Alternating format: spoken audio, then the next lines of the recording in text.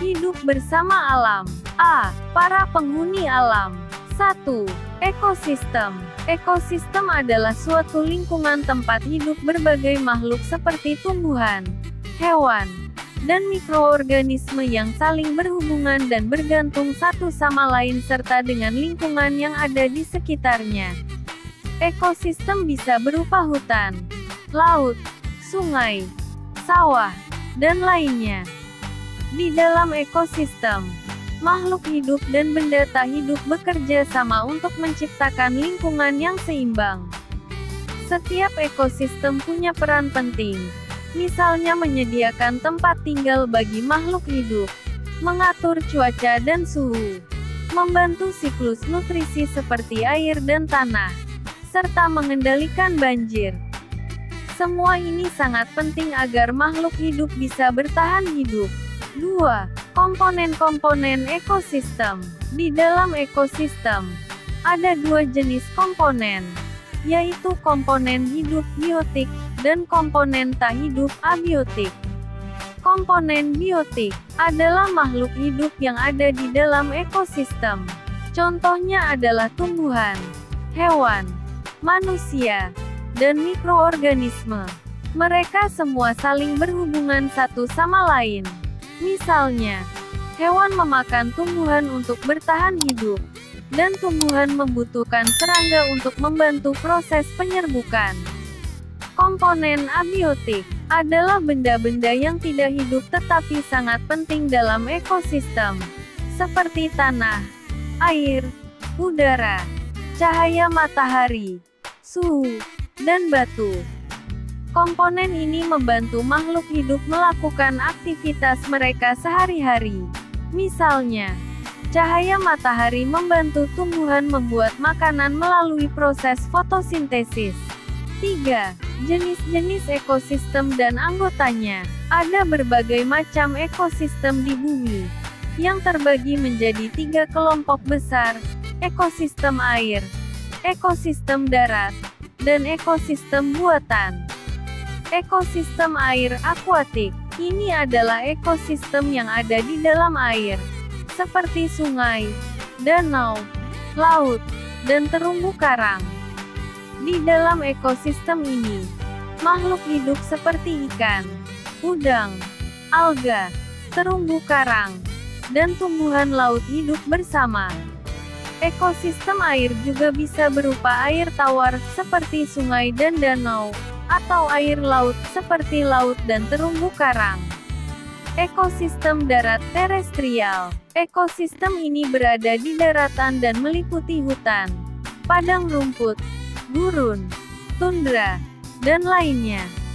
Di sini, kita bisa menemukan banyak jenis hewan seperti singa, gajah, jerapah, serigala, dan tumbuhan seperti pohon besar dan rumput. Setiap ekosistem darat memiliki karakteristik unik, seperti hutan hujan tropis yang lembab dan padat dengan pohon-pohon tinggi, atau gurun yang sangat kering dan panas. Ekosistem buatan. Ekosistem ini adalah lingkungan yang dibuat oleh manusia untuk berbagai tujuan, seperti pertanian, peternakan, dan perlindungan alam. Contoh ekosistem buatan adalah sawah, kebun, kolam, waduk, dan akuarium. Manusia membuat ekosistem ini untuk memenuhi kebutuhan hidup, seperti menghasilkan makanan, menyediakan air, atau menjaga kelestarian alam. B. Setiap komponen memiliki peran dalam ekosistem.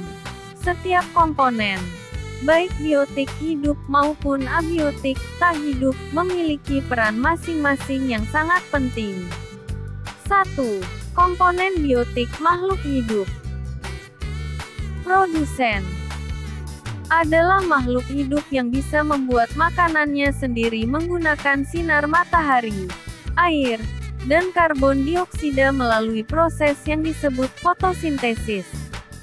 Contoh produsen adalah tumbuhan hijau seperti pohon dan rumput. Produsen adalah dasar rantai makanan karena mereka menyediakan energi bagi makhluk hidup lainnya. Konsumen adalah makhluk hidup yang tidak bisa membuat makanannya sendiri dan harus memakan makhluk hidup lain untuk mendapatkan energi. Konsumen dibagi menjadi beberapa kelompok, seperti herbivora pemakan tumbuhan, seperti rusa dan kelinci karnivora pemakan daging, seperti singa dan harimau, dan omnivora pemakan tumbuhan dan daging, seperti manusia dan beruang. Dekomposer adalah mikroorganisme seperti bakteri dan jamur yang menguraikan sisa-sisa makhluk hidup yang sudah mati menjadi zat-zat anorganik yang bermanfaat bagi tanah. Dekomposer membantu mendaur ulang nutrisi ke dalam tanah, yang kemudian digunakan kembali oleh tumbuhan.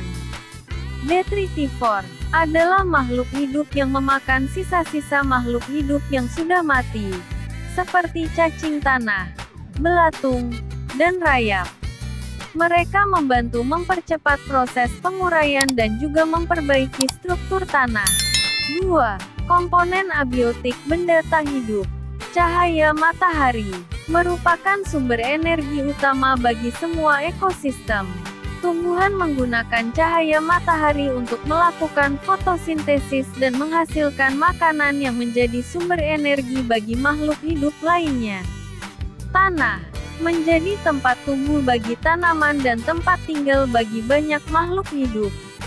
Tanah juga mengandung nutrisi yang dibutuhkan oleh tumbuhan untuk tumbuh dengan baik.